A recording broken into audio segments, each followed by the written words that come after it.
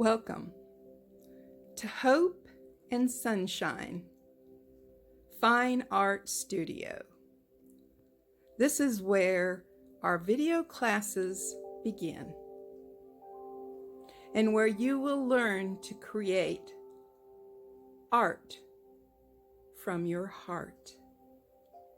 We hope you enjoy.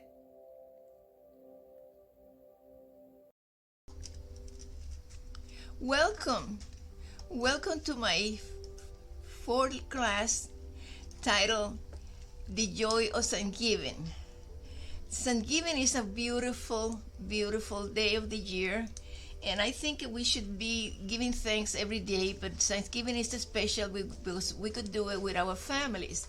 Thanksgiving is one of those days that I also be very fond of and very happy to enjoy the company of my family, friends, the people that I love, and even the people that I don't know too well, because sometimes I have spent Thanksgiving in church and in other places that I've been volunteering sometimes. And to me, Thanksgiving is one of those special times that we could enjoy being good, being thankful, and being positive, and be totally different than we are the rest of the day. Most of the time, we enjoy people while we're working or while we're doing profession like I did, because I was a teacher and also a professional in the healing arts. But to me, Thanksgiving is a special day like Christmas is. And we're going to do some Thanksgiving today, but we're going to do it differently than we had done in the beginning.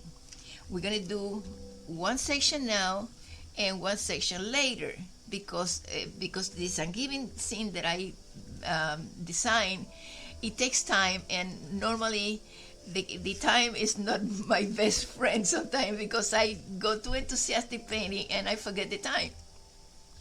What we're going to do today is a very simple Thanksgiving theme that implies food and light, because I am a person of light. I am a person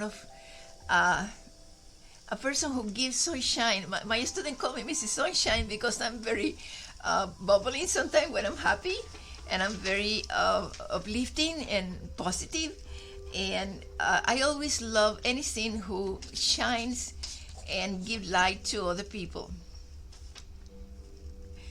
I want to thank the Fulton County Board of Commissioners, who are absolutely fabulous, and I want to thank him double today because it's Thanksgiving, because without them and the Art and Culture Center of Alpharetta and Fulton County, this would not be possible.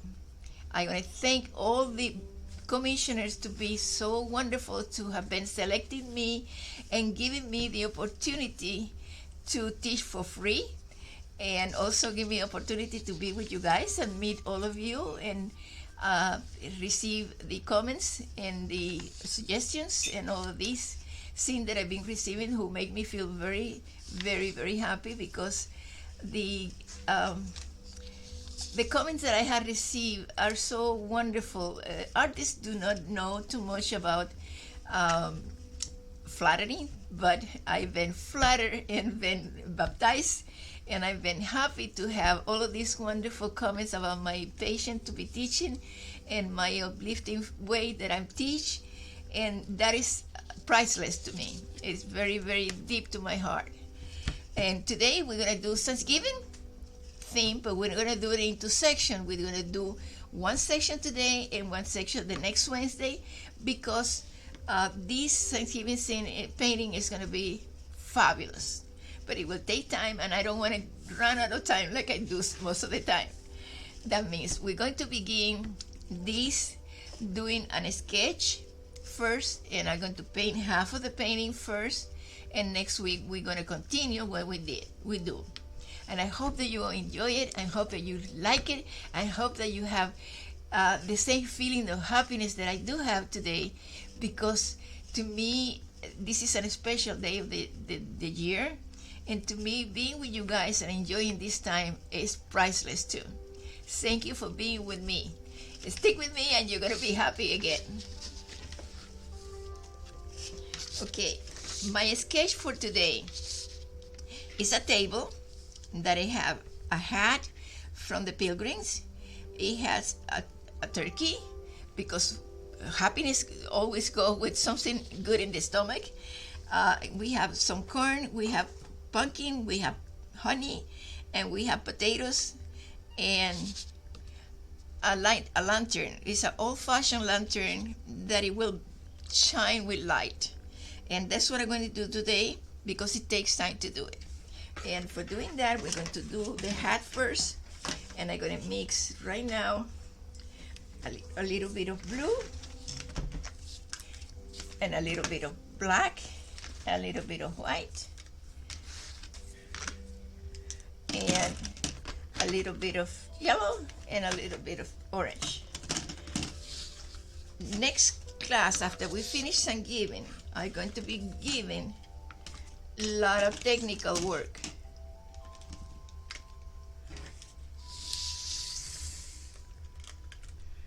And because the technical work takes time, we're going to be cutting sections like we're going to do today to make very successful your learning and very successful your perception of how to do things in art.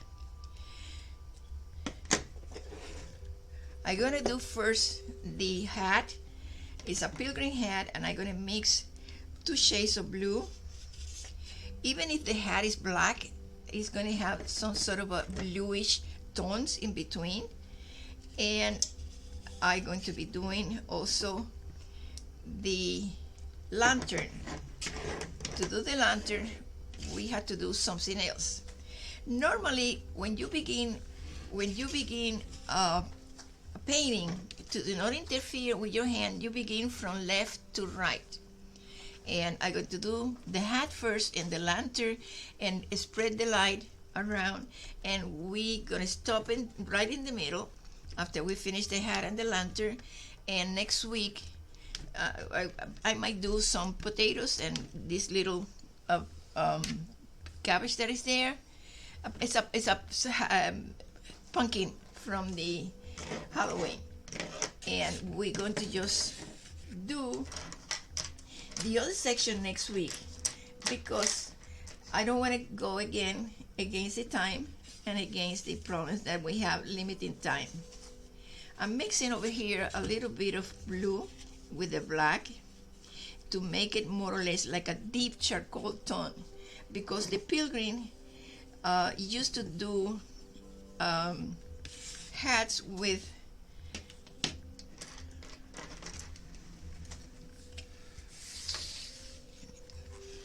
and I had to draw very softly the hat first,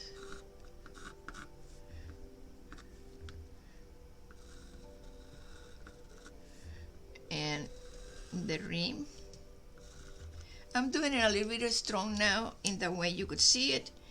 Sometimes the camera gets us limitations, and normally those hats used to have a big ribbon and a big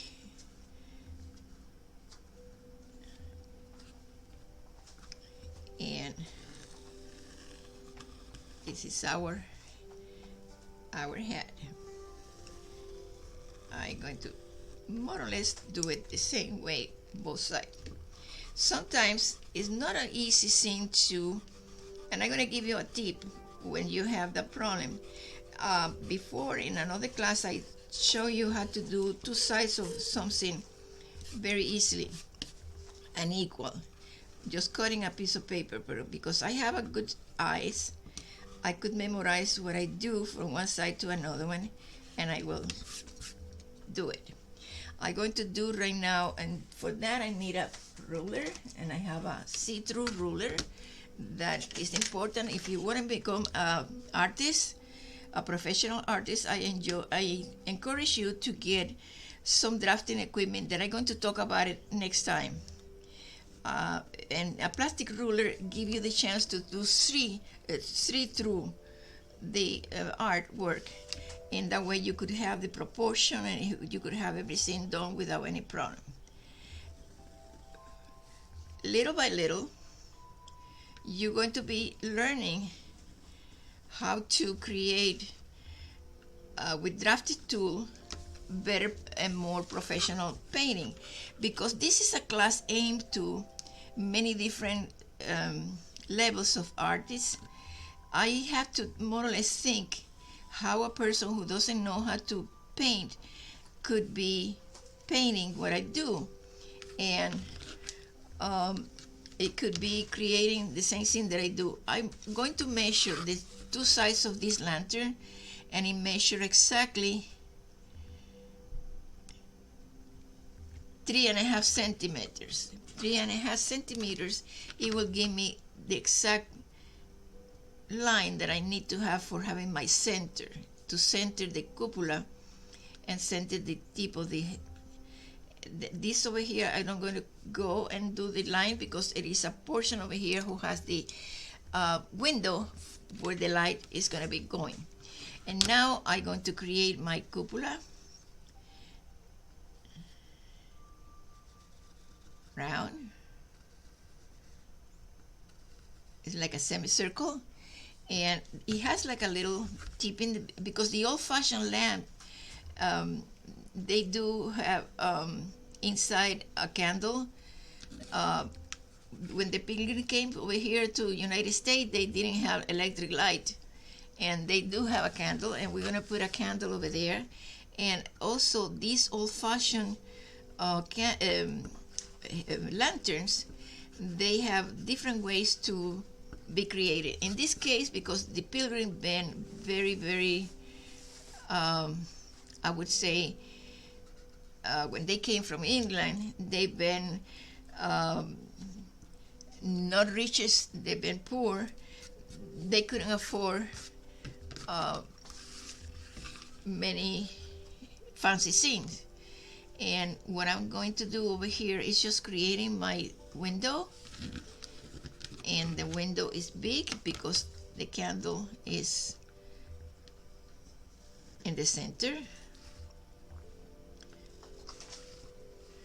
And I'm going to do the borders, make it another line.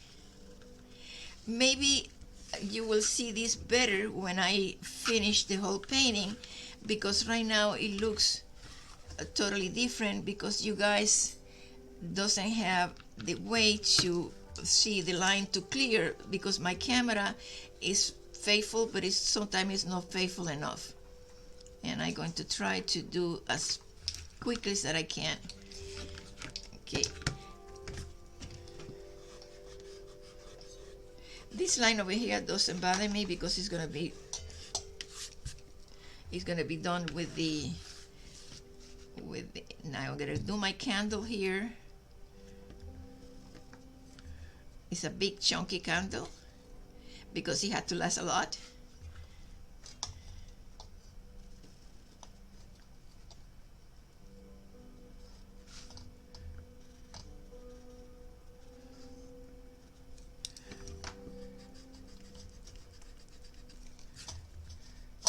And I'm going to do the flame. And because the candle is inside of this, we're going to create right now the panels, because this lantern been with glass panels to prevent that the wind will blow the candle inside. And I'm going to do the panels over here.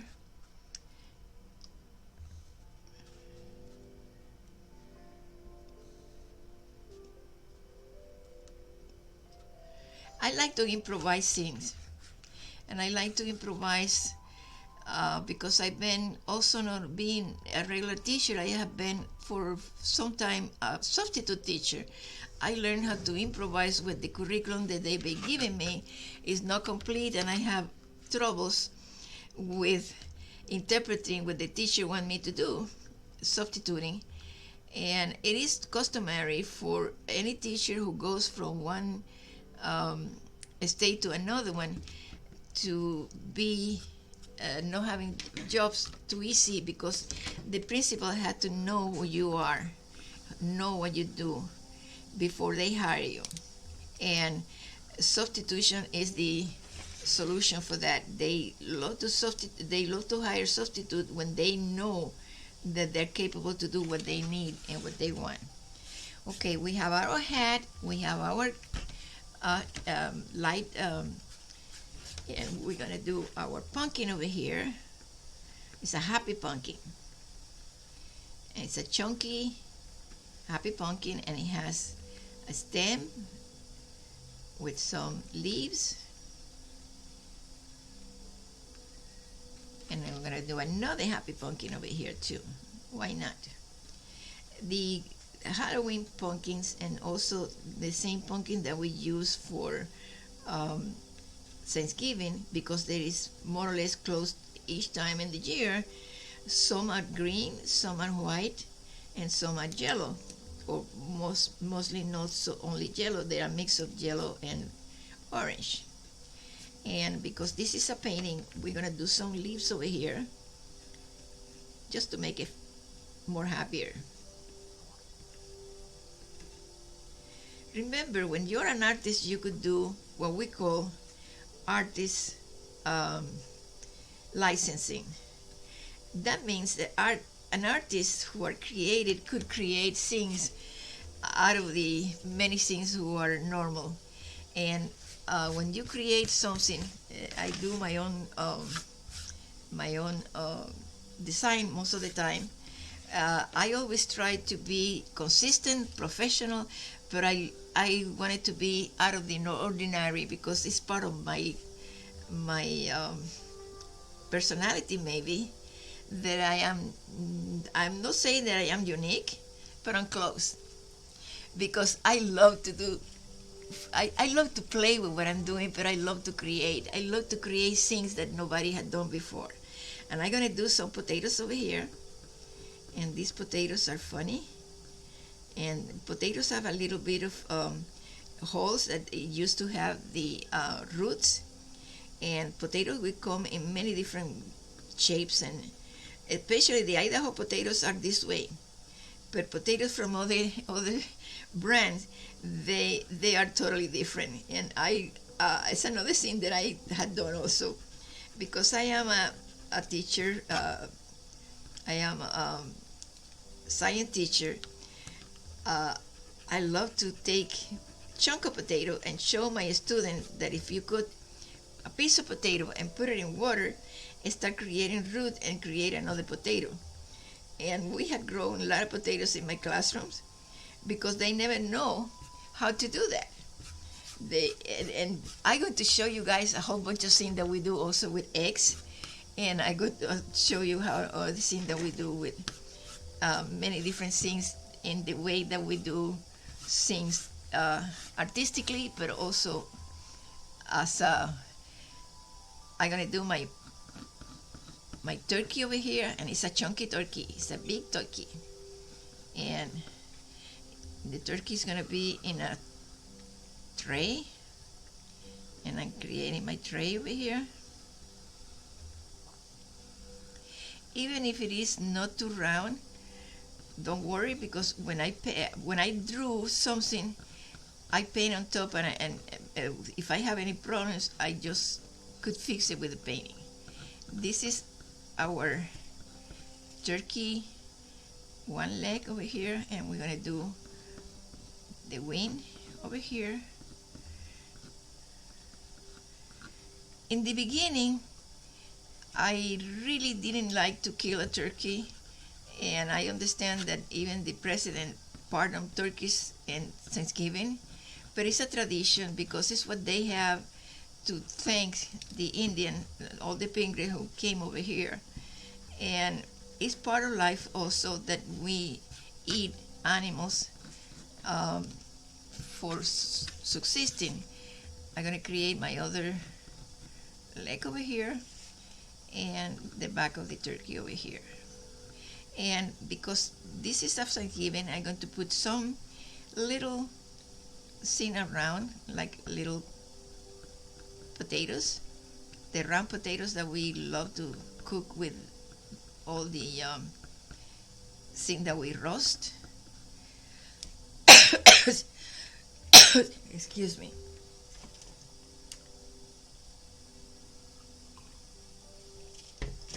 I drink some tea because sometimes I talk too much, and I've been taping classes, and I've been talking a lot today. That means you have to kind of forgive me for that. The weather right now is dry for me, and it's giving me some problems when I talk too much. Well, this is a happy Thanksgiving scene, and I'm creating little potatoes. You know those round little potatoes that we use for baking and also to. And I remember in one of the Thanksgiving movies that I had seen, I saw that the real Thanksgiving in England, they used to do like a little white scene to the end of the leg of the turkey to make it more appealing, and I'm going to do the same thing over here. It's a white little booty to make the end of the turkey a little bit more appealing.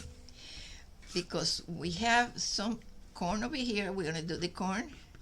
Just outline it because we are not going to do the corn today, but just outline the corn. This corn probably have been roasted because in that time they didn't have the conveniences that we have today. They didn't have a special cooking equipment, neither a special microwaves, neither none of these things. They just did things very, very like you do camping sometimes. Very, very humble, like me. I am a very humble person also. I had a lot of joy doing corn because one of the things that is more fun to do is and I'm going to show you if I had time today or maybe next week when we do the other side what I did with a bushel of corn. I used to go in Illinois when I was living there to a farm, and for $10 you could get a bushel of corn, and that lasted me a whole year because I pick it up and froze it, and I have fabulous corn because Illinois is flatline and they have a beautiful soil for corn. That's what they do the most over there. And I'm gonna do some leaf over here also because when you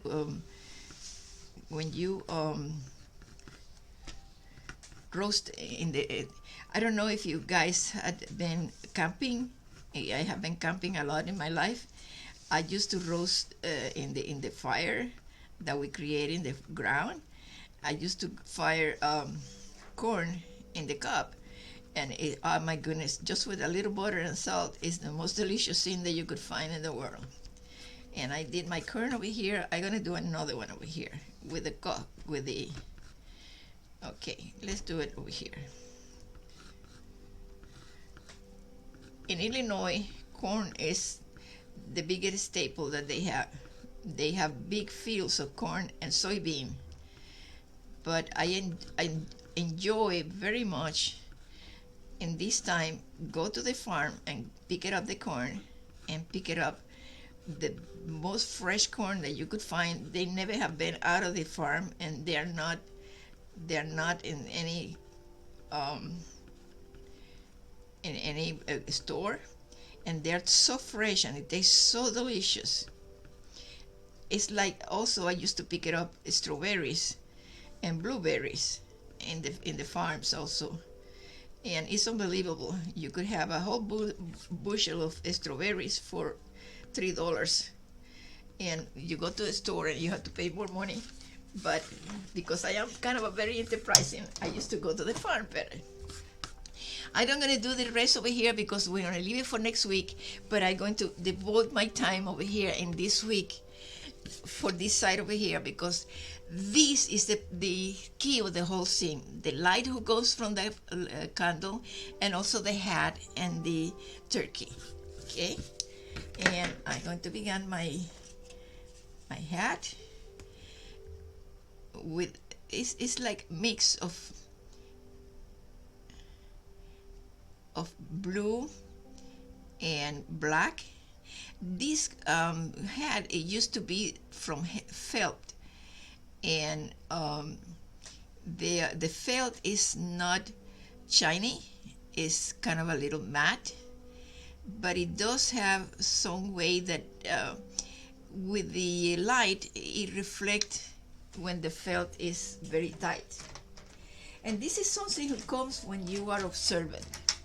And I absolutely encourage you guys to be observant of how the light plays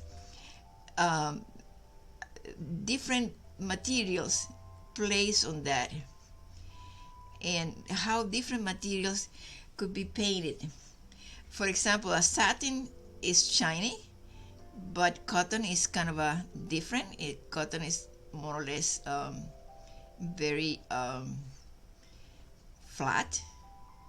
And if you learn how to observe when you're going to replicate a painting, you have to be a very, very observant to see the difference between one and another one.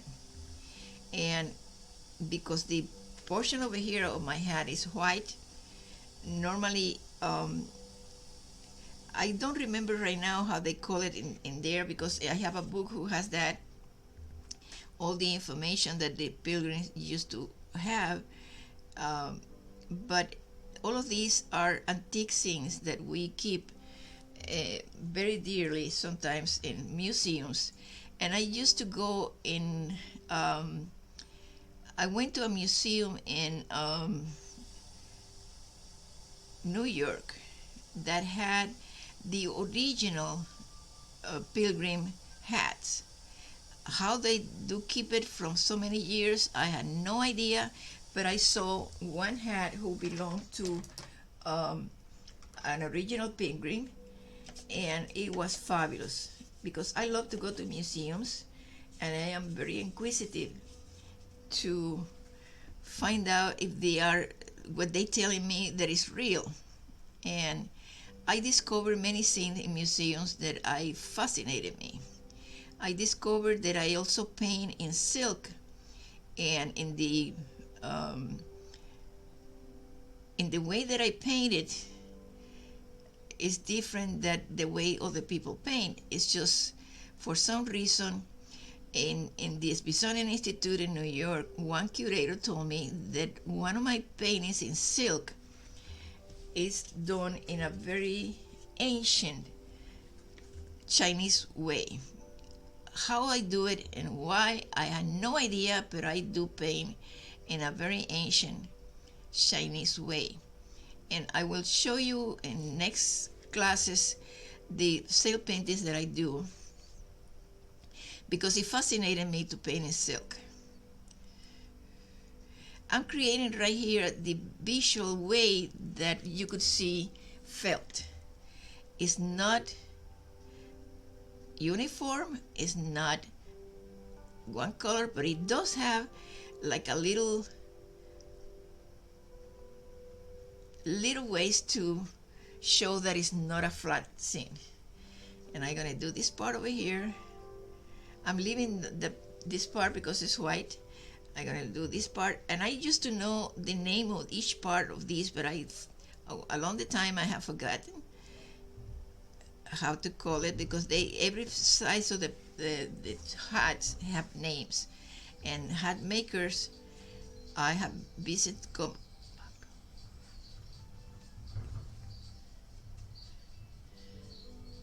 I have visited many hat makers from the old time and from the modern times, and they do have different names for everything. I'm gonna create my other side of the hat, and I am almost done with the hat.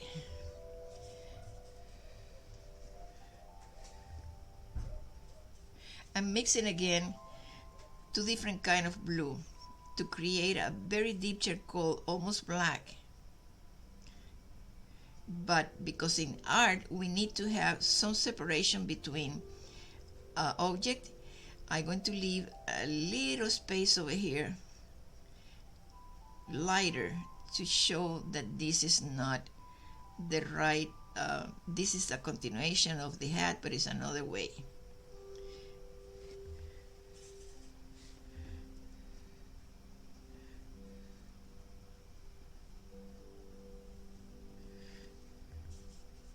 I'm mixing again a little bit of dark blue and light blue to create the charcoal with black. And I'm going to do this rim over here softly and leave a space here because we're making believe. Remember that art is an illusion, and this illusion make visible things that we normally don't see.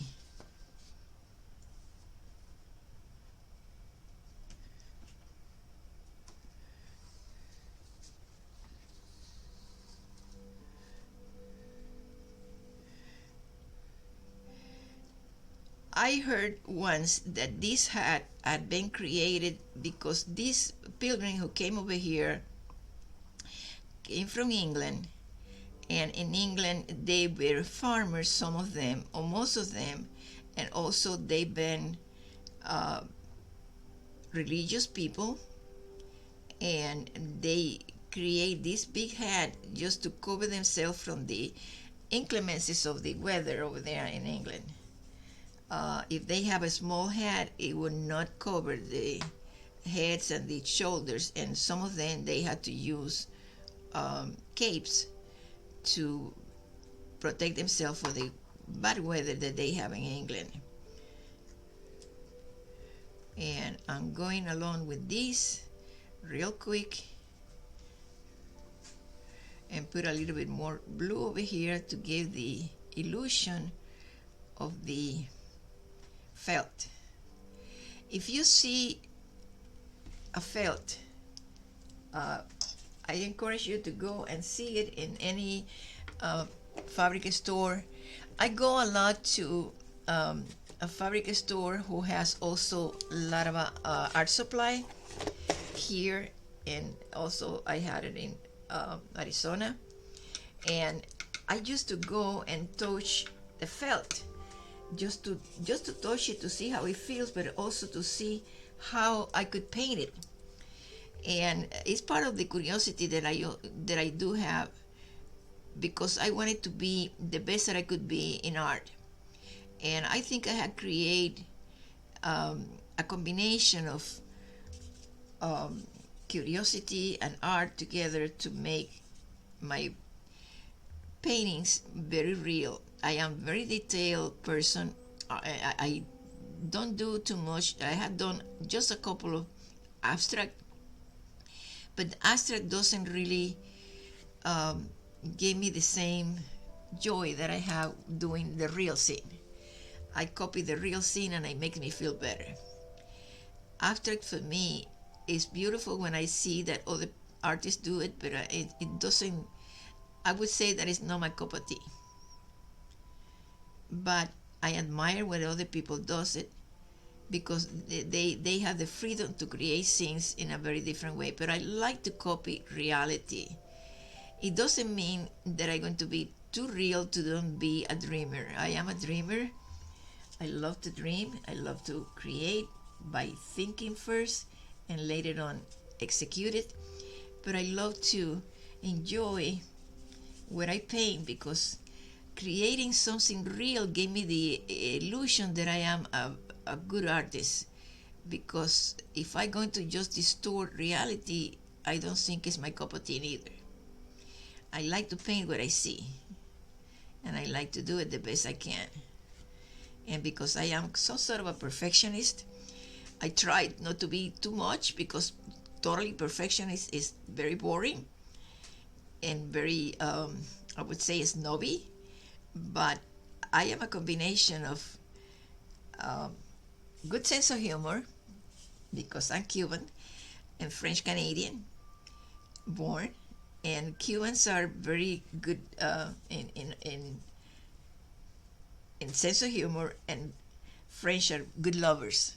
And that's what I am, a combination of both. I think love is a wonderful thing. We could love our friend, we could love our family, we could love our spouses, the people that we work with. It's many different kind of love also. In many ways, I think love is one of the most absolutely wonderful, wonderful gift that we could do one to another one. Any kind of love. I think we all strive for that when we are mature and when we are children also, because we've been enjoying that feeling, a special feeling that love gives you of completion.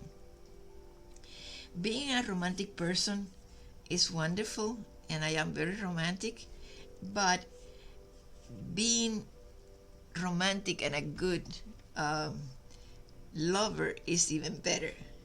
And probably that's the success of many people, and my success too, because I love people around me. I love my student. I love my family. I'm a family person. And because I am a good teacher, I think I am, I love what I'm doing. And I love to teach what I love. Well, we have our hat done, and I think I could create the illusion of a felt.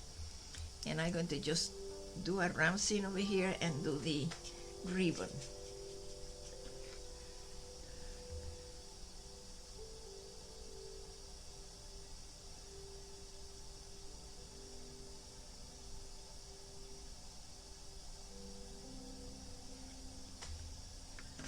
Because this section over here, it has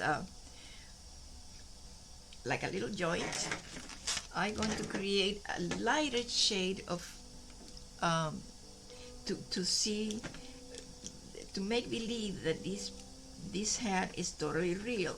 And I'm going to create a little lighter shade of charcoal with a little bit of white to make the difference between one side and the other.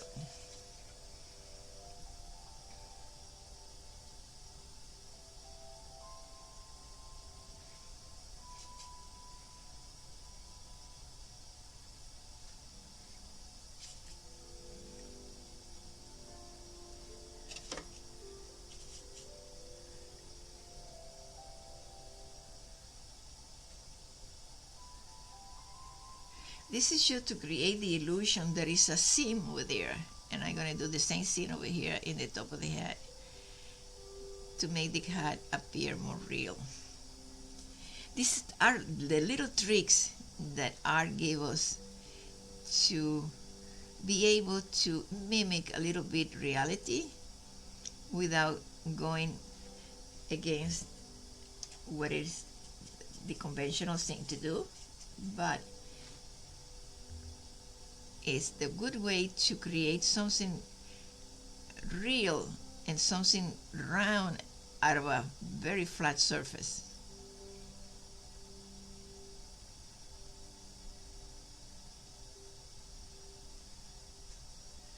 Remember that art is an illusion, but the illusion could be real.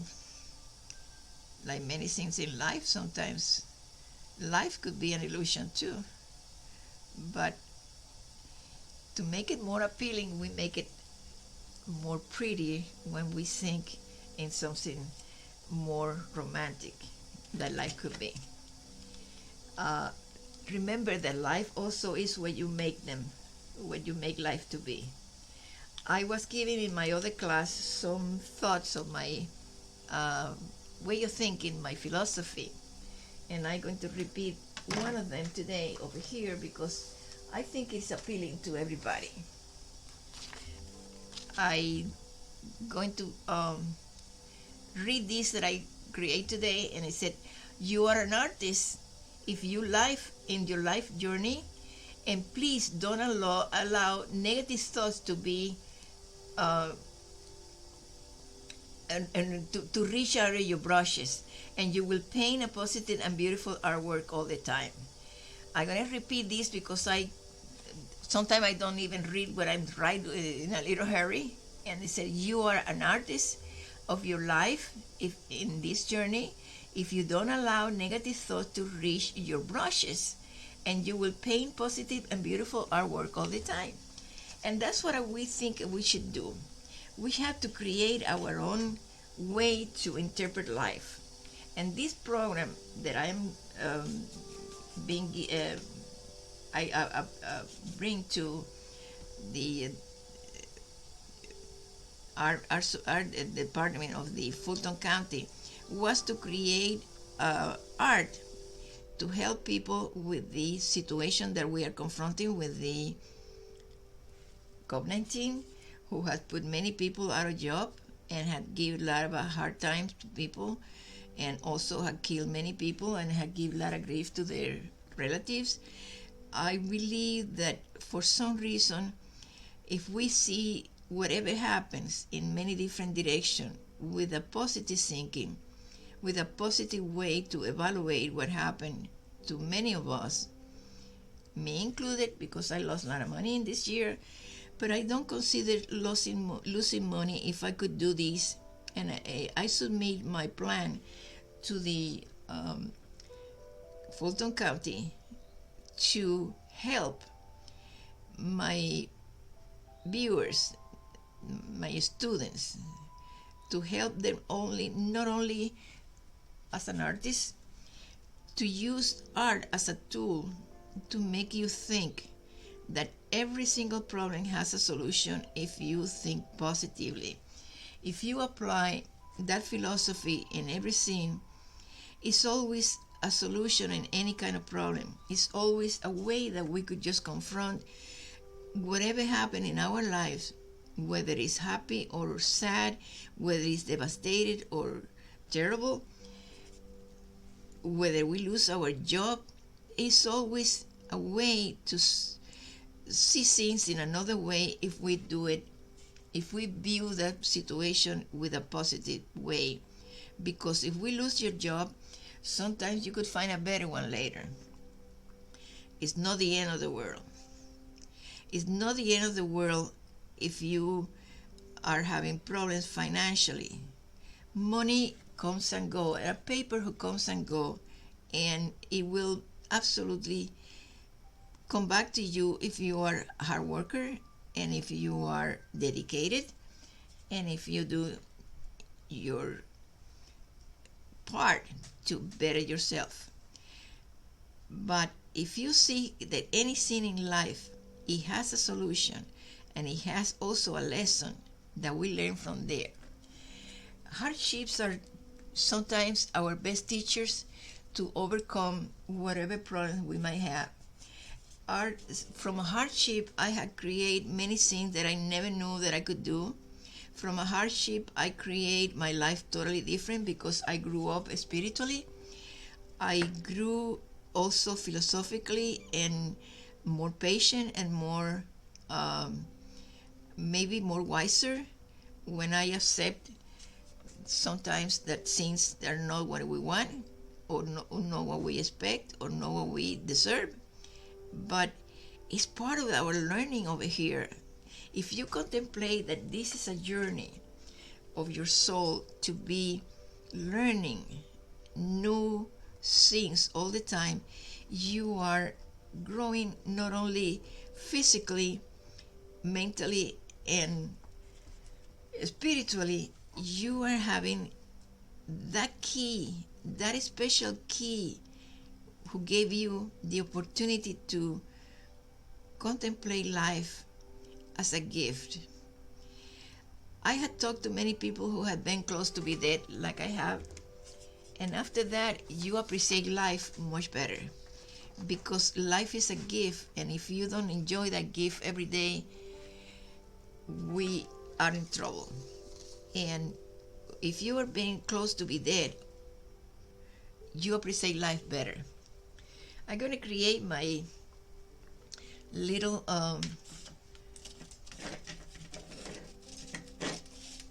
how do you call in English the rim? No, the thing who clip. I don't know how to call it in English. We call it hebilla in Spanish. Okay, I going to pass by that because I don't remember how to call this in English, and I hope that you guys forgive me. In Spanish, it's a clip. In maybe you could call it a clip, but it's buckle. Okay, now my expert over here in computer, my technician, saved my life right now. At least save my reputation as a teacher, because I didn't remember what this called. Because I don't have gold over here, I am painting in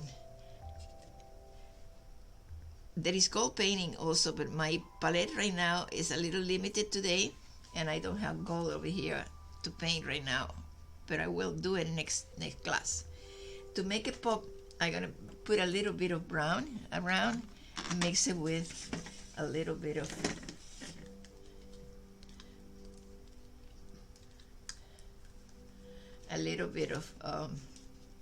orange. In my next class, I'm going to have silver and gold paint, because this kit that I have over here doesn't have that.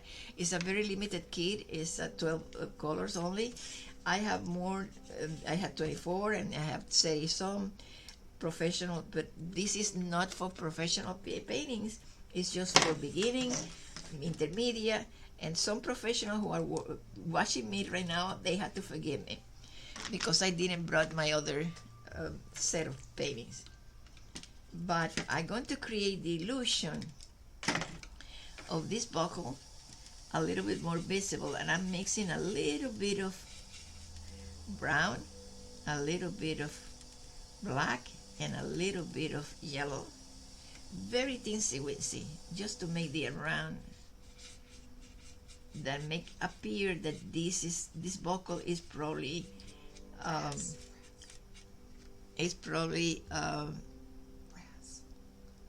not only a square buckle, but it also could be a buckle from metal.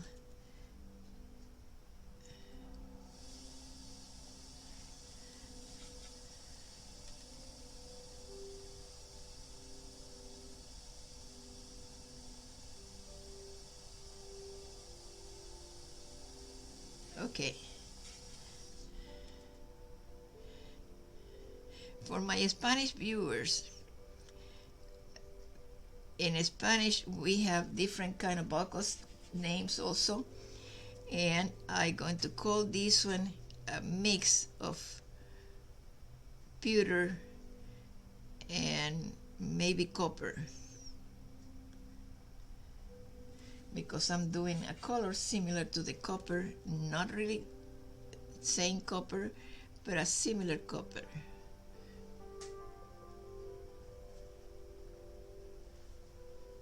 Okay, I think the buckle, it comes really good. Because I make a bubble over here, I'm going to fix the bubble right now with this. And that's a good thing in art.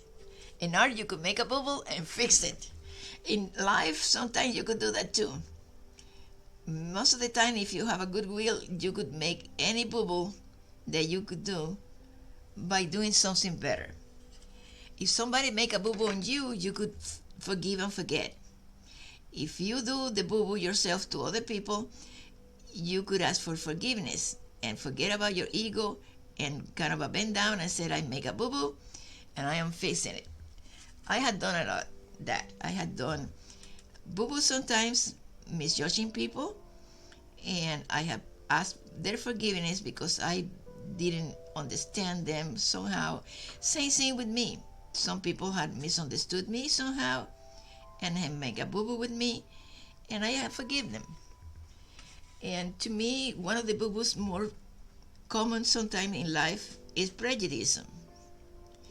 And prejudice is a mix of many things that we shouldn't be doing with other people, because we should absolutely think that no matter what you are, what country you come from, what race you might have, what belief you might have, or whatever it is, we shouldn't be able to be judging anybody, because I don't think we should do that.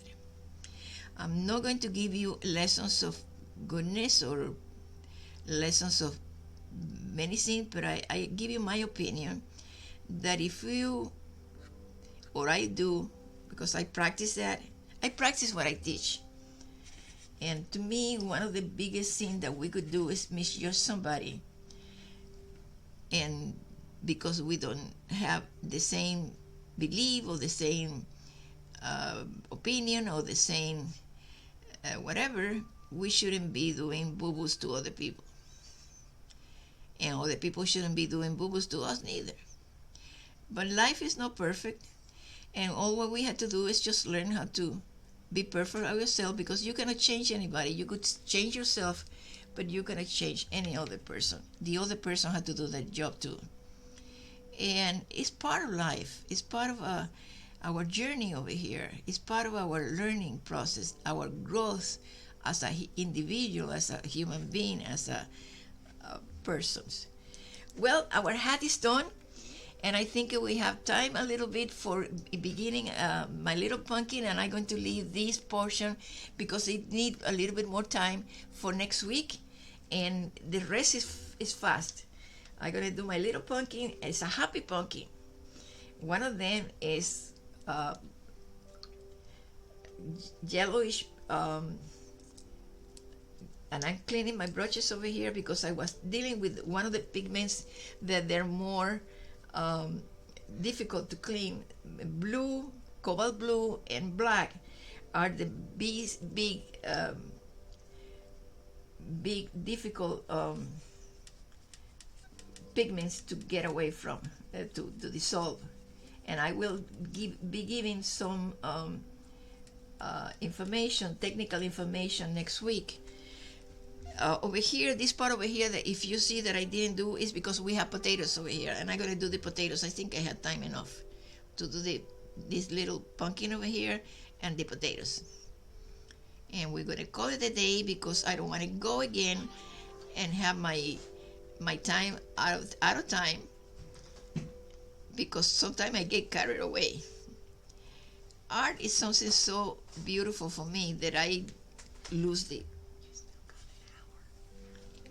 I get an hour. Oh, perfect.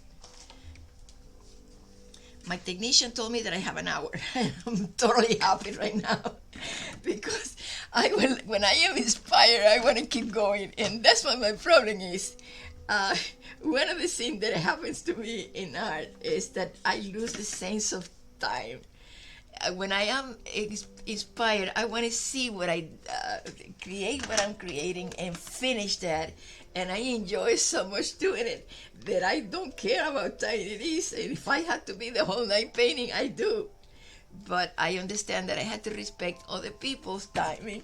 And this is a class for 2 hours. And I'm going to just accomplish what I should accomplish without being too much. And you have to forgive me sometime, because when I'm happy, I become bubbling. And today I'm bubbled because everything is beautiful and nice and wonderful, and I feel very happy. Many good things have happened in this week for me, and I am very, very happy today. And I hope that I make you happy, being myself happy, because it's something that I love, is to give the happiness that I have in my heart to other people.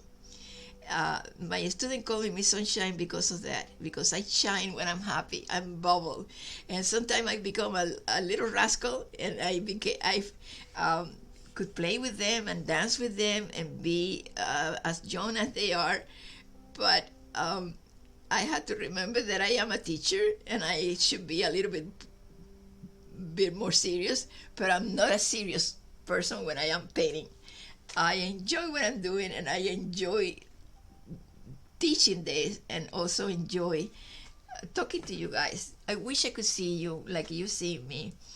I wish I could just enjoy you guys, and I encourage you guys to come and visit my studio. If you live in Alpharetta, come and visit my studio, because I would like to have people over here after we finish with this grant.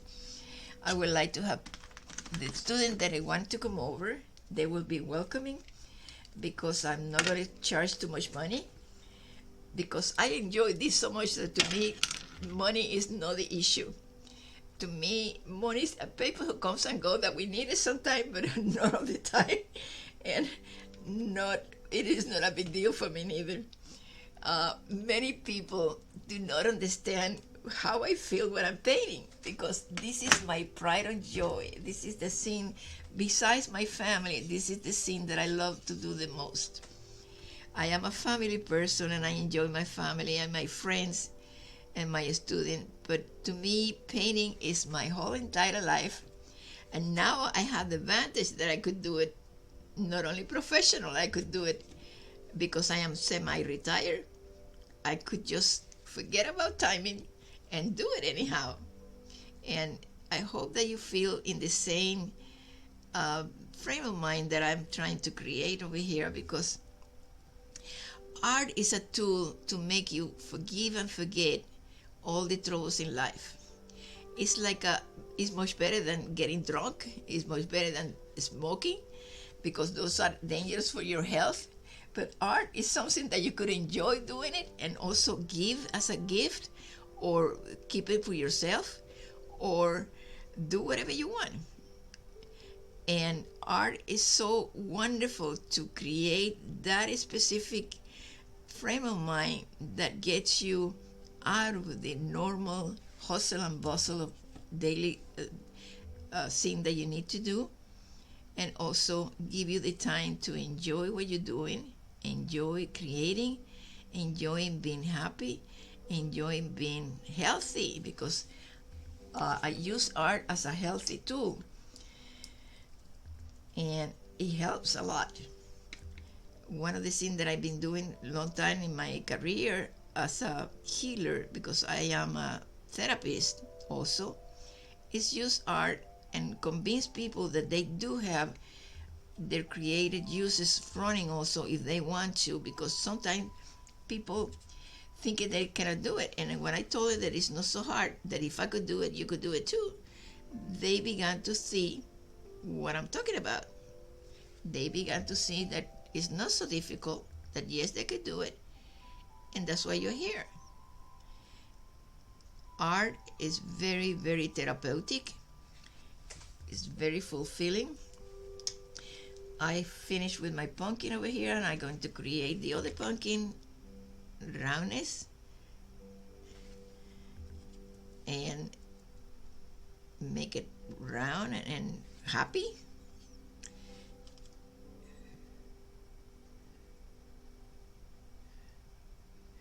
And to do that, I use a deeper shade of green. These pumpkins, they are smaller, that I never had it in my country. It enchanted me when I saw it the first time over here, because they're smaller than the regular pumpkin that we know. And they are so cute. I love them, because I had done a lot of art. I do art also, exhibition, and also I had used it as a decoration, and I really like it a lot because they're cute. I'm gonna make it shiny right now, doing a little bit of white and yellow to give it the patina, the shiny patina that the pumpkin has. I'm gonna make it little.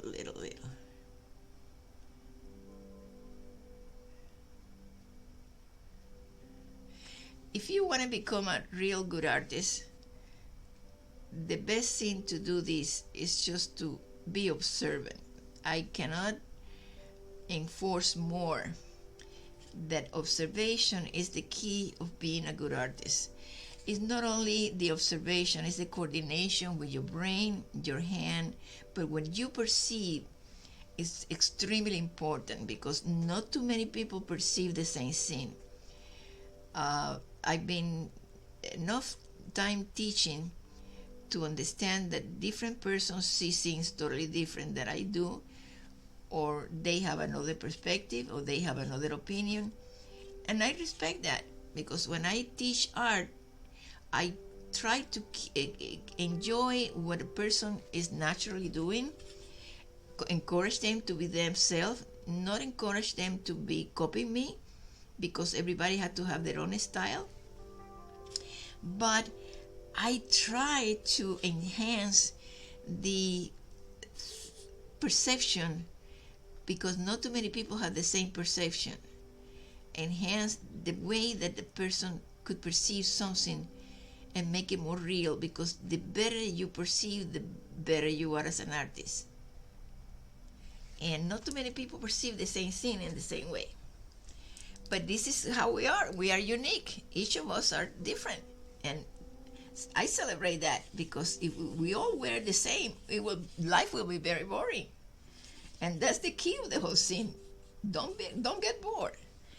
The key of the whole scene is just to respect people thinking, but if they don't think like you do, not try to convince it to change. It's just showing them that changing will be better. And that's what I do too. When I find a grouchy person, I try to understand why he's grouchy, why he's acting that way or she's acting that way, because sometimes there's a reason for that. But I also try to let them understand that this is harmony, is no harmony for them, neither for people around. And I have a good scene in my, if you see my studio, I had a lot of philosophy over here. And one of them is a sign that I have over here in the side.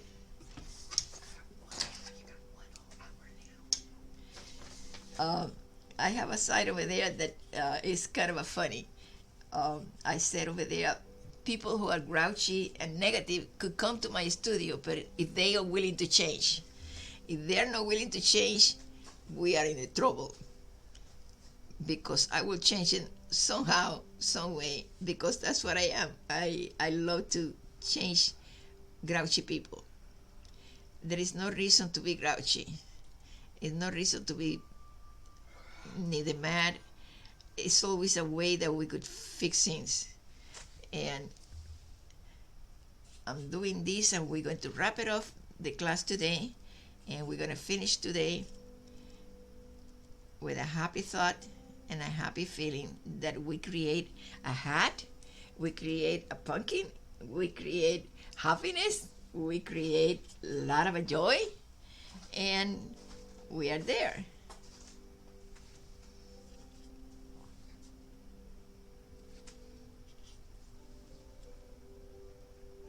And doing my lips over here really, really quick.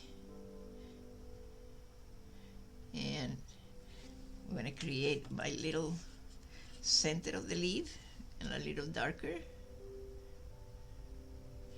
And if we make a boo-boo, we fix it. And I make a little boo-boo over there because I wanted to rush myself, and I make a little boo-boo, and I'm going to fix it right now.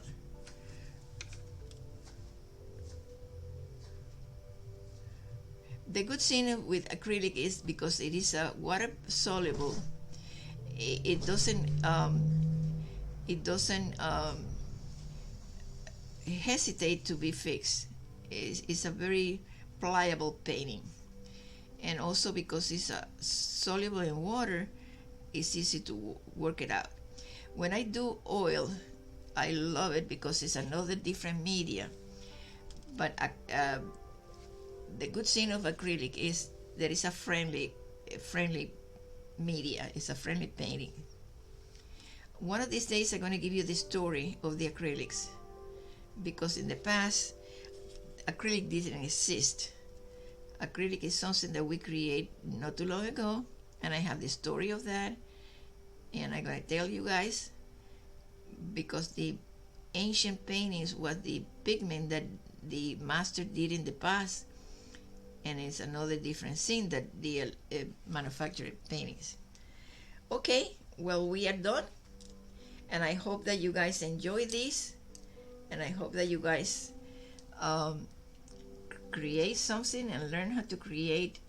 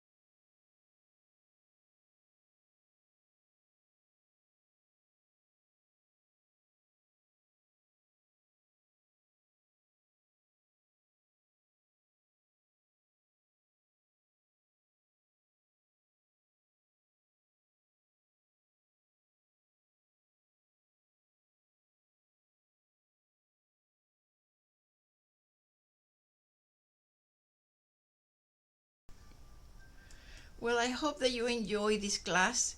I hope that you enjoy the time that we spend together. I hope that you enjoy what we're doing. And I hope that you come back next week at 7:30 again and enjoy doing the finish of this painting, because it's a Halloween is done, and now we go to Thanksgiving, and this is a Thanksgiving good way to do things with joy and happiness again.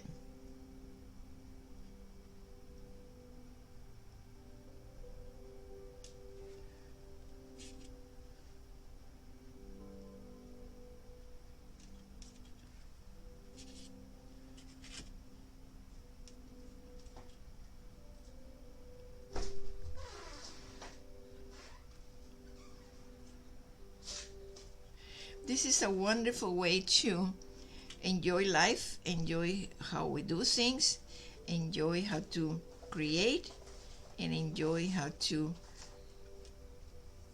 when we make a boo-boo, enjoy how to fix it and have fun. I create my potatoes over here. Remember that these are Idaho potatoes, and I will perfect that in next time because time is going and we have to wrap up for today. Have fun. I love you guys. Bye-bye. You got an hour still. We have an hour? You got 48. My 50 technician has told me that I have 44 more minutes, and I am totally thrilled right now. I gotta do my turkey and I'm happy. Great. I thought we'd run out of time, but I'm happy that I could keep going. I'm gonna make a couple of more potatoes over here. Absolutely. Why not? These Idaho potatoes are absolutely fabulous. I love to roast it. I love to boil it, put it in soup, and enjoy it. I'm doing the outside of the potato with a little darker brown to make more visible the shape of the potato. I don't know if you have seen potatoes also. Enjoy the shape of them. Enjoy the texture, the smell. I don't know if you have a smell when the fragrance of the potato when they are just cut. It does smell delicious, and when you boil it or when you do it in the oven, absolutely great. Potatoes are very famous, and I have this story of potato if you want to hear it. Potatoes are being brought to the court of France and Spain because potatoes did not belong to the Europe. Potatoes are original from South America, and there is many different kind of them. I have a story, the potatoes that I read a long time ago, and it's fabulous. In France, in the time of the king and queen, when Columbus came over here, and also other came to South America, introduced the potatoes in France first, and in Spain. At that time, it was a very strong famine, and people been starving, and they didn't know what potato were. But Columbus brought a whole bunch of potatoes as a gift with all the gold that he could find from the native people in many places that he came, especially in Cuba. And he brought potatoes to the queen as a gift for her. And she was hesitant to eat it because it was totally foreign for her. She didn't know what it was. But because everybody was in famine, and the queen decided to give it to the people, because people been rioting because they didn't have any food, and the queen supposed to be helping them. And instead she ate it. They boil it and fry it, and she find it was good, and she decided to give some to the people also. Same thing happening in France. The Queen of France, when the situation been really bad after they have some wars with Scandinavia then, which is Scandinavia today, but at that time it was the time of the um,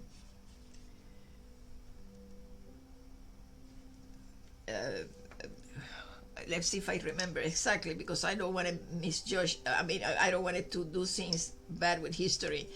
I'm not a history teacher, but I love to read history. And one of the things that I heard, that I read, was that the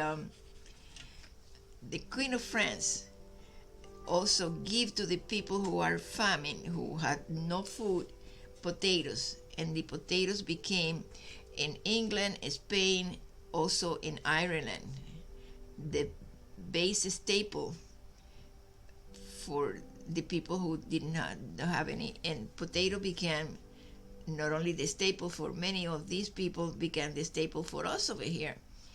Especially was another famine in Ireland, and potatoes been the totally only thing that they had to eat.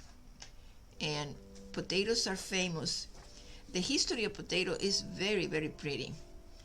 And I had read many histories in life of different fruit and different things that we ate that we don't know how they come from. Potatoes have a heck of a history because it has saved millions of people in France, in Italy, and also in Spain, and also to us over here. In Lima, in South America, Peru, there's over 8,000 types of potatoes. In Peru, over 8,000. In Peru, yeah. My technician over here is telling me something that I forgot. In Peru, which is the original potato land, it has saved a lot of lives over there because they did have problems with the altitude. They have problems also with volcanoes. They have problems, many famine over there for different reasons.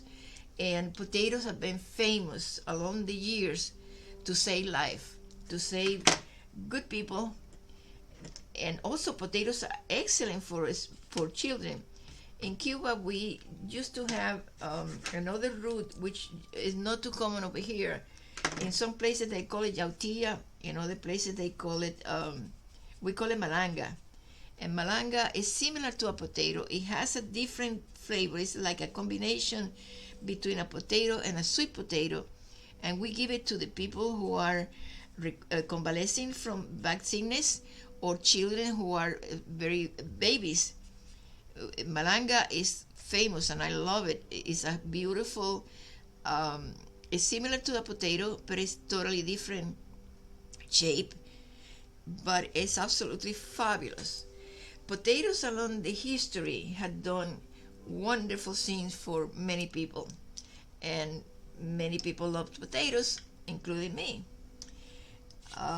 I have a whole bunch of other stories that I will share with you guys because my time as a teacher, as I told you, I am an inquisitive person. I love to investigate why things happen and what scene is better than the other one, and what scene helps other scene.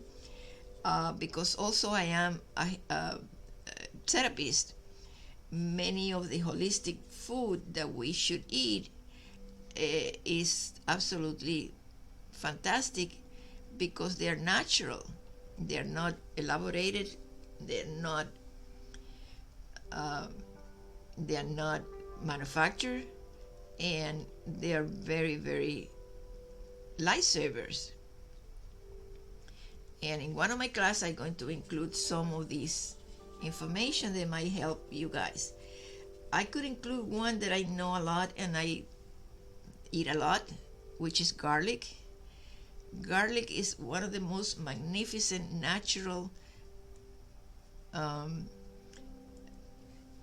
antibiotic that exists, and I do it not only for that, it also helps to control the blood pressure.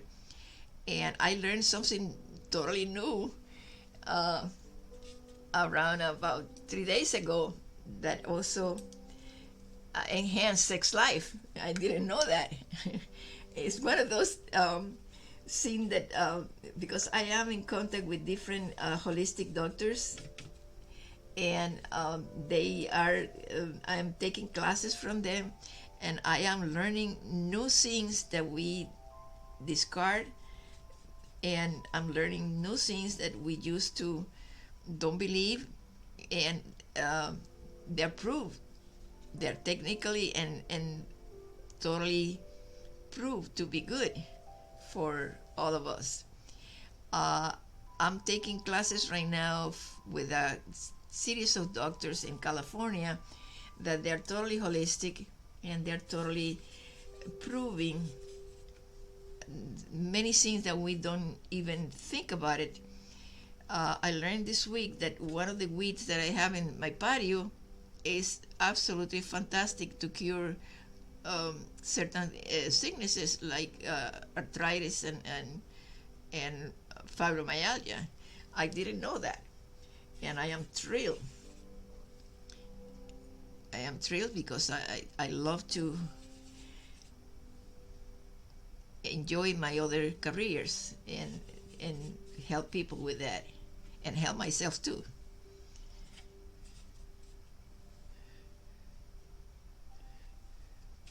I'm trying to fix this potato, and it's giving me a little hard time because I'm painting on top of the black, and the black keep going back because it's the black and the blue are one of the most difficult pigment because they are very hard to paint on top, especially with this watercolor.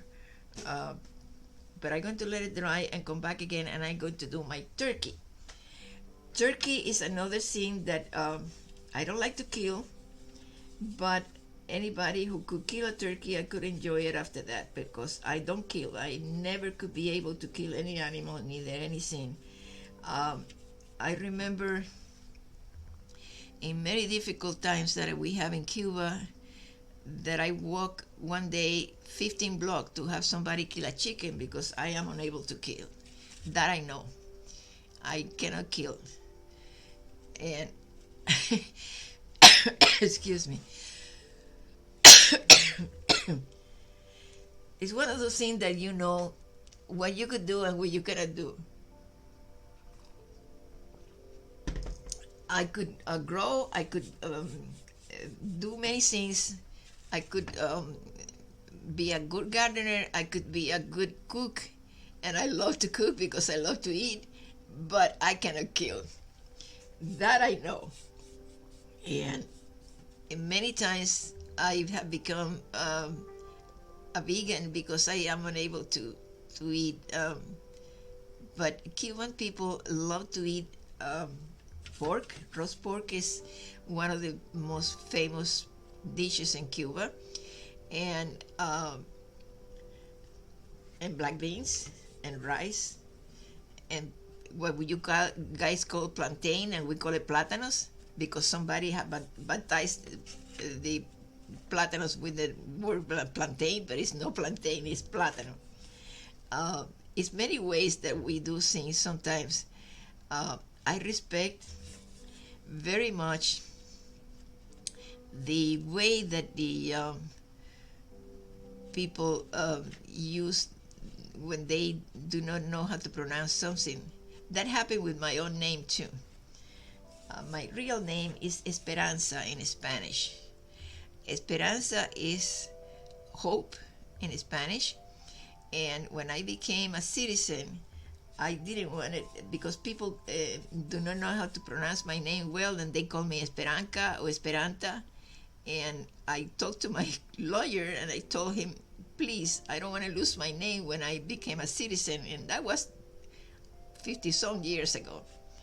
And can you do something for me to conserve my own name? And he said, okay, we could do that. We could put the E and a period and put the translation, hope.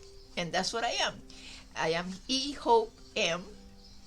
And the M is for Margarita, which is Margaret in Spanish and English. And we solved the problem. But now I have another big problem. Most of the people in computers, they don't have enough space, and they call me E-Hope altogether. And I have to explain, please don't call me E-Hope. It's not my name. My name is Hope. And we are getting there somehow. I'm doing my turkey over here right now, and I hope that you enjoy, like I am enjoying all this thing that I'm telling you guys, because I have fun telling many computer wizards, please don't call me E-Hope. My name is E.Hope. But sometimes computer doesn't have the space, and they have to put E-Hope anyhow. And now it's fun because my own son make jokes with me with that, and my grandson make joke with me with that too. But I is still thinking that people could learn that it's just E period, that a little period is a big difference. But it's fun to do that. I'm doing my turkey, and I have a fun thing with the turkey. And I work in New York a long time ago in a bank, and in New York you have the best of the world and the worst of the world living there. And I didn't know that in English we have so much slang for many things. And I remember that a fellow one day told me, I have a turkey very good in my patio, but I didn't know what a turkey would be. I thought it was a turkey, but I wasn't sure until he told me, I had 13 grandkids. And I told him, can you please write down what means 13, because I didn't know what that is. And it is 13. It's just because he's from Brooklyn, they call it Toitina to the 13. It's one of those things who I crack up with. I crack up many times when I go in different places, because in Cuba we have some slang in Spanish too, but not so pronounced like here. And I crack up when I find a new one, and I have a book with collection of things like that, because I love it. The way that people change names in different places, the twang over here in the South, I love it. It's in the beginning I didn't understand too well when I moved over here, but now I do. I know how to differentiate the twang from one side to another one. And especially in Kentucky, I adore to hear Kentucky people talking. It's really fun. It is really nice, and I enjoy that. And also in Alabama, they do speak English different. But if you go to the mountains in the Rockies, you find another kind of people also. Those hillbillies are fabulous. I love it. I adore hearing them talking. And over here in Arizona also, we have many tribes for 5 different Native Americans, and they do have a special thing that they remember from the time that Arizona was colonized, and they have problems with and if you go to restaurant in Arizona, in certain portion of Arizona, you see the menu and you had no idea what you're gonna eat, because the words are so different. But it's the time of the people who came with the gold era in the mining. They came from different places. They speak English totally different. And it was fun for me when I live in Arizona to find all of these type of things. But let me tell you something. It is fabulous also, the English that they in Hartford, Connecticut. I live in Hartford, Connecticut, and Boston. My goodness, these are the absolutely fabulous. And if you have a teacher in Cuba, I have a tutor who was British. And I came over here saying water and what's the matter, and I had to Americanize it when I came here, and I have problem with that because I learned English as a British person with a British accent also. and everybody thought that I was not Cuban, I was British. And it's one of those things that I would never forget, because I have many troubles when I was looking for a job to prove that I was really Cuban and I was not British, because the way that I talk. And it is fun. People have different ways to interpret language in different modalities also, but it's fun to. I have a collection of these that I'm going to bring next class, because you're going to crack up. I used to have also in my school competition among my students with tongue twisters. And let me tell you, those tongue twisters to me was the best way to learn good English, and also English that I never thought I could learn also, because the student taught me how to do things that I never learned properly when I was studying English with my British tutor. But somehow, some way, I think I managed to speak English that everybody, I hope that they understand me, but I am still thinking, and I clarify this to many people, my tongue is not American. If I start teaching Spanish, I create another type of English that I try to be very smooth, because I start talking a little bit faster, and people had no idea what the heck I'm saying. But it's part of the enchantment of to be like me. It's part of the enchantment to be me. This nickname that I have of Miss Sunshine is because I solve all my problems making jokes. And I have a heck of a sense of humor, all Cuban had. And sense of humor has helped us to not only overcome hard times, it had changed the way that people perceive people, because it had helped me along my years to solve problems that I never thought I could solve, because if you have a good sense of humor, you see things in another totally different perspective. Humor is the best medicine that you could have, and anything tragic, without being sarcastic or without being offensive, you could change the tragedy into more positive thing most of the time.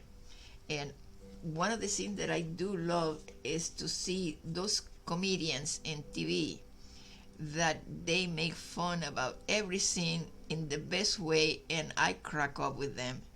I don't like a tragic scene, but I do like when a tragedy is being in a positive way, because sometimes you can avoid tragedy. It's part of life also, but if you do it in a positive way, it helps for people to be not losing the humanity.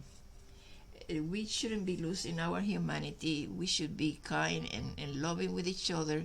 And also, if we're going to participate with somebody's pain, also we could find the way to ease the pain, being very, very understanding of the person's problems.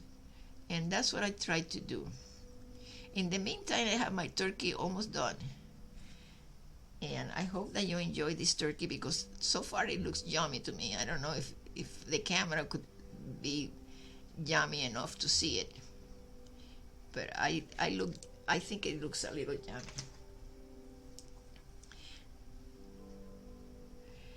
One of the things that I adore to do is to have family gathering, and to me Thanksgiving is not only a special day, it's just the time that we have to gather with people that sometimes we miss because we are not living close, and sometimes we do not remember. I have friends that appear in Thanksgiving sometime in my house that I haven't seen in years, and it makes me feel so happy, because when I love to love people. But my friends, I'm very faithful to my friends, and they're very faithful to me, and I love to have these kind of surprises sometimes. last year I have 3 friends that I haven't seen in almost 20 years. And they called me and they appeared in my table and I was totally happy. I'm painting white because I'm painting the little socks that they put in the turkey ending to make it appear a little bit more prettier. And I'm gonna mix a little bit of blue to kind of a pop-up. It's like a little booty.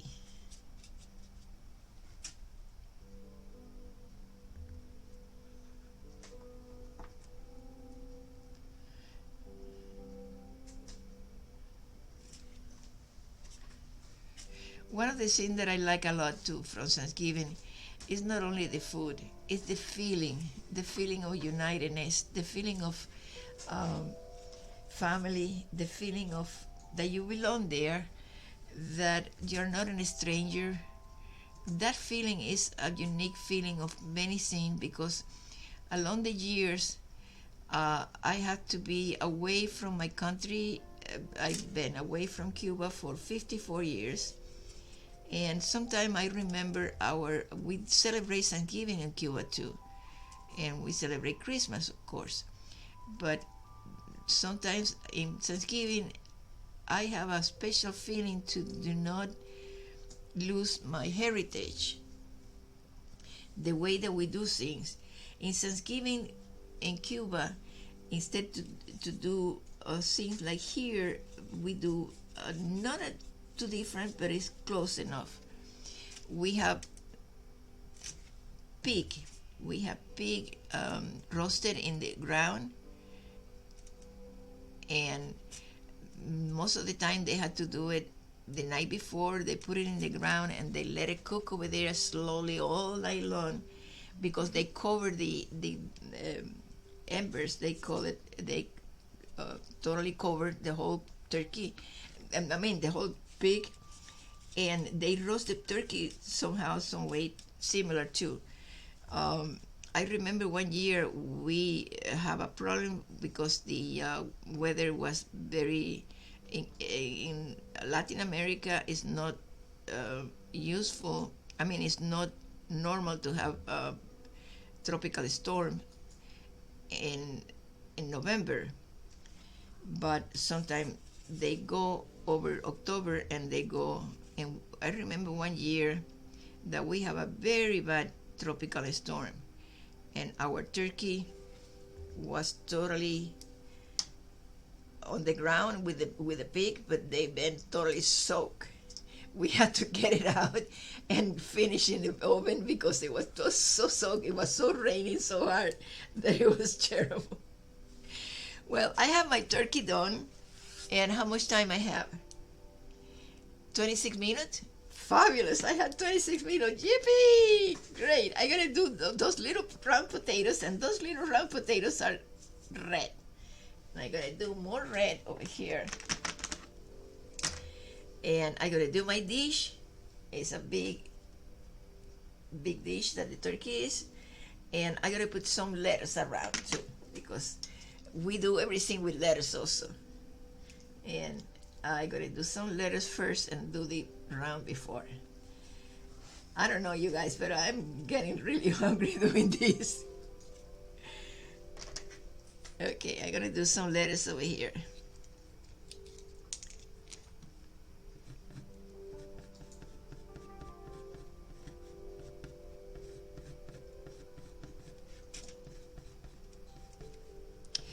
I didn't do the letters before, but I'm doing it now. And these letters are little wrinkle, and it will be making a joyful dish for the little potatoes over there. Those roast potatoes are delicious also because they roast with the flavor of the turkey. And I learned how to do American because in Cuba we don't have the same gravy that American do. We have another type of gravy, different. and I learned how to do the Cuban. Sometimes I do a cosmopolitan Thanksgiving because sometimes I do Cuban dishes plus American dishes. But I try to be very close to what America is because I embrace the culture over here. I embrace the feeling of beautiful that America has the most gorgeous combination of wonderful people and very generous and very beautiful people. And I have a whole collection of friends that way. And sometimes I do Thanksgiving a little bit of Cuban and a little bit of American because in many ways I want to be faithful to where I came from, but I want to be faithful to this my other country here because this is my land. I've been here so long. This is my land too, and it's been very beautiful to me. And I wanted to be traditionally embracing the culture in both ways. And everybody has very good idea when I do my turkeys and when I do my roast pig. There is a bilingual. My Thanksgivings are bilingual like me, and it is fun because I have been living in Italian neighborhood, in Chinese neighborhood, and I am probably cosmopolitan because I love food from different countries. Because my father was French Canadian, I also have French Canadian heritage. French pastries and French food is delicious, especially the French bread. Oh God, I love it. I try to don't even talk too much about food because I don't want you guys to feel hungry right now, but right now it's working for me. It's one of those things that I think food and happiness goes together because if your stomach is happy, you're happy too. And I'm gonna do my potatoes right now. The little potatoes are almost reddish, but it's like a deep pink. And I'm gonna do my round potatoes over here.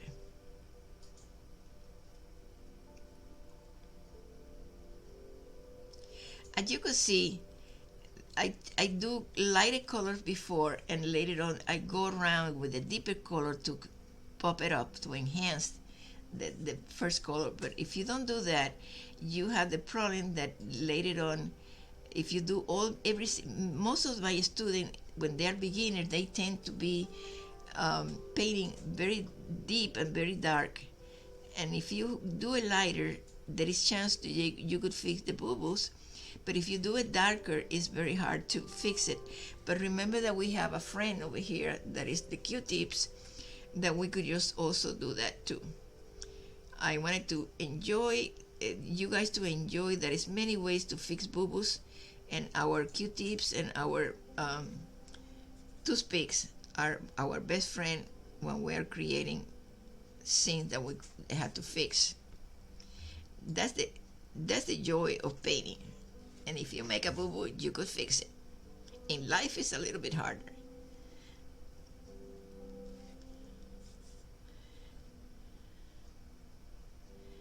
And my potatoes are almost roast, and I'm going to make it a little bit darker right now, in that way they pop off and also give the sensation that they're roast.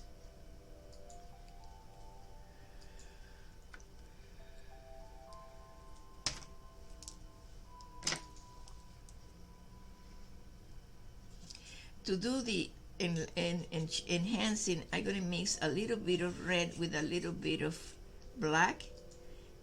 Very little, just a teensy weensy little thing, like a tad, and a little bit of brown. It gives the potato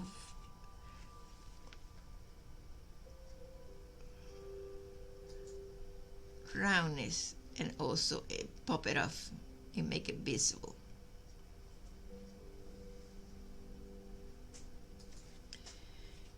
Talking about France, I enjoy very much French bread, and I enjoy the pastries. Oh God, I love pastries, French pastries. It doesn't mean that I don't like the pumpkin pie, because I do, and I adore the the not only the pumpkin pie, I adore the apple pies. And sometimes I have problem because I love sweets, and sometimes I have problem with my dentist because he think that I am too overdone sometimes. But what I'm doing is just rehearsing a little bit of everything, a little bit of patience, a little bit of if you do anything in moderation, it works. And I had created a way that I could cut a little bit the sugar and don't get fat, but also enjoy a good pastry. And in pastries, the pumpkin pie and the apple pie of America, nobody could do any better than that. And I have tasted different pumpkin pies and different in different state. And what I remember, the best pumpkin pie that I had ate in my entire life in the United States was in Hartford, Connecticut. Because the more north you go to United States, the more close to the our ancestor who came over here from England. And New England also have a heck of a wonderful pumpkin pies. And I went to a restaurant once in New England that they have the original recipe that the Pilgrim used to do. At least is what they told me. And I believe it because it really tastes different. The amount of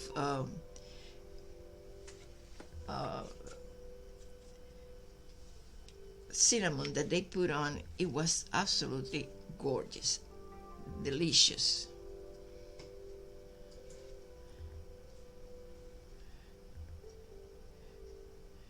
That's another thing that I adore over there, the New England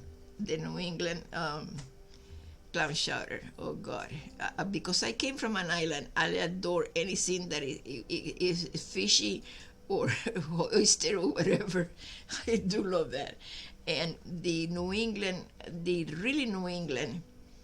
I remember years ago I went to a restaurant in Mamaroneck, and they had the most delicious New England chowder that I had ate in my whole life, and I love it.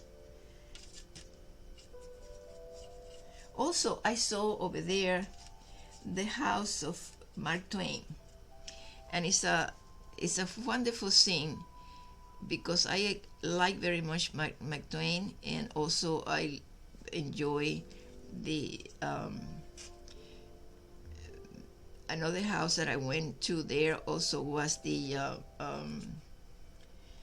it's a poet, and I hope I remember his name also, because when I was a teenager I used to read his poem in Cuba, and I love him. He always talked about sea golf with such a wonderful enchantment that he became my hero when I was growing up, because I love sea golf.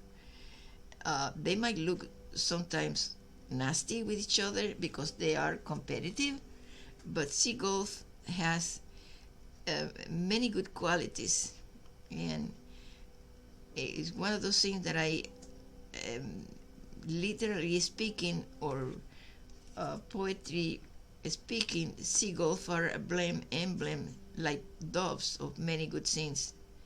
And I have another thing that I'm going to tell you guys, because today is one of those days that I remember many things that happens to me.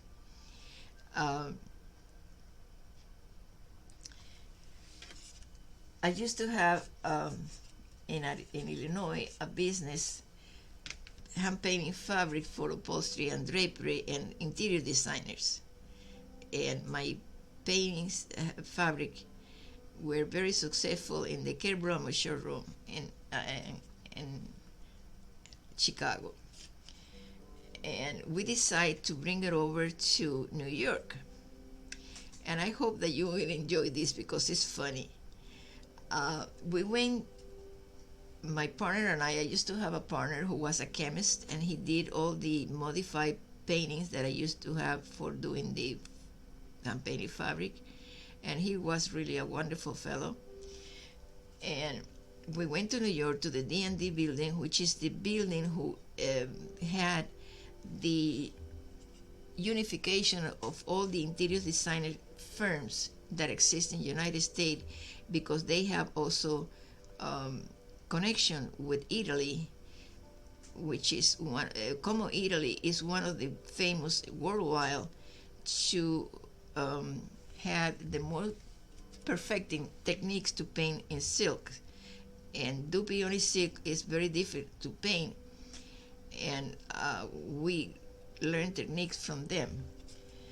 But waiting to go to the appointment that we have, we went to a restaurant in New York, and the restaurant have in New York is one of those things that happens. There is a lot of pigeon all over the place, and I have that day. It was in October, and I have a blazer in dark blue with a white blouse, and we went to the restaurant. But we before we entered in the restaurant, I have a pigeon who baptized me in the lapel over here all together. And the maitre d', it was so wonderful that he said, okay, come over to the bathroom and I'm gonna have you clean and all that, and today the lunch is free because we need to apologize to you. And I was embarrassed because I never have been baptized with a pigeon that way. And the day that I have a big with a professional firm, to see my painting were good enough to be there also, and I couldn't get there with the smell of the pigeon baptism because it really is very, very smelly. But well, they gave me a lot of wipes, and I wiped it up and all of that, and they even gave me a bottle of perfume, and I went there, and we went to our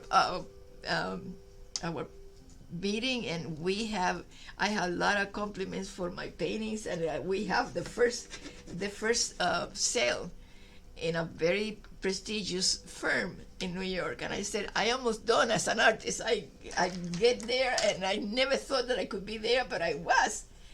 But it was funny. We had to go back the next day to get together the plan that they want, the scene that they want me to do, because they gave me some sketches of the paint that they want me to use for the scene that they wanted to display there. And we had to come back the next day. And we come back the next day, and all of a sudden the same scene happened again. I don't know if they were the same pigeon or another pigeon, but there are so many over there that they did the same scene. This time I have another blazer, and it was white. And that pigeon, it has a very big combination of many different colors, baptism. And my partners, I had two partners, and they start cracking up, and I see them cracking up, and I start cracking up. And the fellow who was in the maitre d', who was in the foyer, came back and he said, oh no, that happens again, and now you have free again lunch. Come over to the bathroom and we help you. And I went to the bathroom, but this time, because I have a white blazer, it was a little bit harder, but we made it. And we have two lunches for free because of the pigeon. And I had fun with this for years, because every time that we used to go to New York, we used to make sure that they have a canopy in the restaurant that we had to go, and we don't have a problem with the pigeon again. But that was a whole laughter scene, because let me tell you, a bad scene, when you have good sense of humor, could become a funny scene. And for years, they make fun of me, and I make fun of that. And we have orders, and we have success, but I never forget that situation that I have twice lunches for free, and it was a very expensive restaurant, let me tell you. It was very expensive. We got it for free because of the pigeon. And that's what I tell you. If you have a good sense of humor, anything could be good. And it was hilarious. Well, I have my lettuce done, and I am doing right now the dish, the tray that this turkey was getting, and I have it almost done. And I hope that you enjoy this, all of the sudden memories that I have, and I hope that you enjoy my sense of humor, because I am still laughing about that. And it's been a long time ago, but I still, every time that I remember, I crack up, because it was fun. It was tragic, but we made it fun. And that's what I'm meant to be. You know, I'm meant to tell you guys that any scene could be tragic, or could be serious, or could be difficult. But if you have a good sense of humor, every scene could be very easy to handle. And I hope that you learn from my experience, because honest, it's been a whole bunch of years since then, and I still cracking up because it's fun. And that happens many times with life. Sometimes a tragic scene could be changed, could be viewer or perceive it in another different way. And it's one of those things that you have to learn a lot. And it's wise to do that. And I hope that I could contribute to make you laugh right now, but make you also think that if something happens to you in the future, don't take it too tragically. Because tragedy is not really helpful. Cry doesn't help anymore, unless you want to do a pity party. But if you do a pity party, do it with the right person. And I have people, my student, when they are 14, 13, they have those hormonal problems up and down, and they become very tragic. And one little scene could be a big deal. And I used to make jokes with them, but I used to hold them and make them feel better, because as a human being, I understand that their time, their innocence, or their own lack of maturity could transform a very small little situation in a big, big drama. And every father and every mother who had teenagers knows that.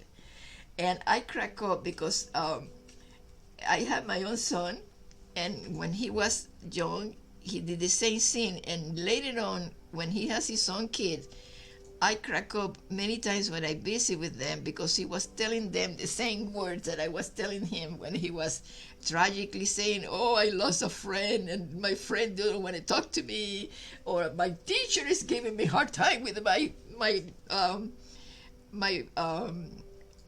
version of because I didn't do my my homework, and I gave him a speech about that, and he didn't want to believe me, and he make a big tragedy for that." I used to crack up, and every parent knows that. Every parent have went through this, especially with girls. When girls, for some reason, lost the boyfriend because another girl came over, or whatever happened, that they don't agree with each other, they make big tragedies about that. And many times, as a teacher, I have to become also, because teacher, we are a combination of parents and teachers at the same time, and sometimes we have to do even the job that the parents don't have time to do, because they are busy working, and we had to kind of pitch in and do their job too, besides our job. But it's good to do that in a very good way, in a very constructive way, because if you are understanding of human behavior and a human situation, you become very knowledgeable of how to fix a small problem and make it smaller. If it is big, if the perception of these teenagers is big, we could just contribute to do it smaller. And I'm doing my dish right now. Because I don't have silver, I have to kind of mimic the silver, and I'm going to try to do it with just a little white, and we're going to just make it believe that it's a silver tray. If it is not a silver tray, at least it's a blue tray trying to be silver. What about that? Next time I'm going to try to get my other set of paintings that I have more colors, but because this is a situation that is a learning process, little by little, every class I'm going to be increasing the techniques and the different ways that we could do the same scene. Because believe me, there is many ways to do the same scene, and I am very unconventional. You will see me later on when we got a little bit more advanced in these classes that I use very unconventional scenes to do the same scene. Because I learned that along the years. I experimented a lot and I did a lot of research and I had a lot of fun doing all of that.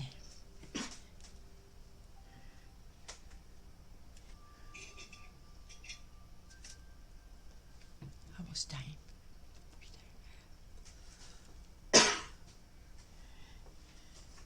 I'm trying to create a very nice dish over here, and I'm going to attack the corn. 5 minutes? Okay. My technician is telling me that I have 5 minutes and I'm going to leave the corn for another day, for next class, because the corn is another story. I'm going to just refine a little bit my dish over here to make it appear a little bit more defined. And let me tell you, I hope that you have the same fun that I have today, because I do have a lot of fun doing this. And I hope that you learn to be painting with fun.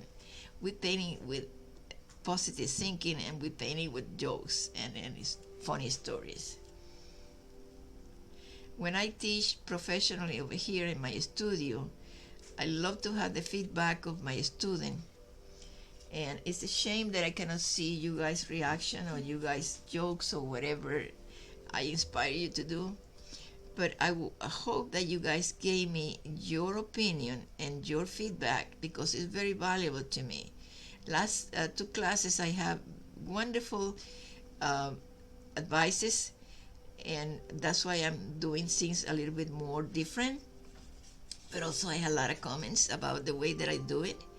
And it really make me feel very happy that I am accomplishing my goal, that I am pleasing my student, my viewers, and I am helping you guys to create a work of art, just doing it, and let you know and make you see that it's not so hard.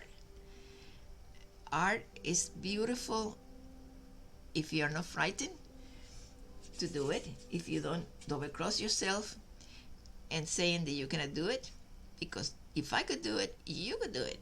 I'm not better than you are.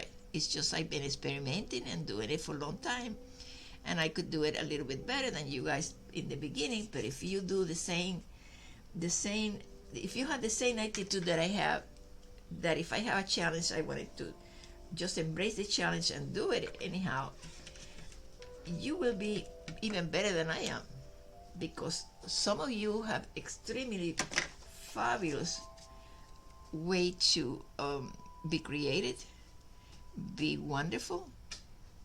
I'm no better than you, neither you. If I could do it, you could do it.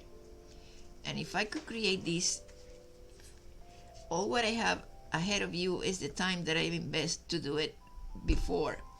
But if you have the same persistence that I do have, I assure you that you could become a heck of a master in this, because that's what it took me to become a master in what I'm doing. And I hope that I could just prove you guys that art is wonderful when you see it positive, when you see it doable, and when you double cross yourself saying that I cannot do it. I remember many of my students when I have in high school that they choose to have art, and they said, I cannot paint anything. And I said, okay, I'm going to prove you the opposite. I'm going to prove you that you could paint. And they did. And if they could do it, you could do it too. Many of you, I don't know your age, but don't leave age to also manufacture doubts in your brain, because age is just only a number. The chronological age had nothing to do with your physical age, neither your perception. When you're younger, when you're older, you could see things better than when you're younger, and that is a good example for many other things. I remember when I was younger that I was not so sure of myself like every immature person is. I did have some problems with I was very introvert, and I did have some ideas that later on life had changed, because I thought that I couldn't do many other things. But sometimes I gotta tell you something that it had been a beautiful thing for me. Coming to this country, I had to leave my country with nothing, because the communists took everything. My father was an architect, my mother was a teacher, and we have a very nice life. But they took everything from us, and there is no better teacher than mother necessity. When I came over here, I came alone, and I brought my family after that, but I had to work. And I have worked in medicine. I have worked cleaning toilets in churches, and I have worked in Wall Street because I had the degrees for doing that. I have worked in wonderful companies. I have worked in a university because I adore culture and I adore learning.